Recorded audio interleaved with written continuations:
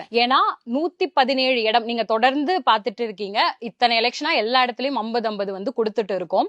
அந்த இப்ப வந்து 50-50க்குள்ள எக்ஸ்ட்ரீம் சோசியல் என்ஜினியரிங், அதாவது ஒரு மைக்ரோ லெவல்ல சோசியல் என்ஜினியரிங் பண்ணிட்டு இருக்கோம். அதை வந்து அடுத்த படிநிலைக்கு எப்படி உயர்த்தி கொண்டு போறது அப்படிங்கிற இது போயிட்டு இருக்கு. டேக் ஃபார் எக்ஸாம்பிள், ஒரு தனி தொகுதி இருக்க தொகுதிகளில் பெண்களை நிறுத்தணும்.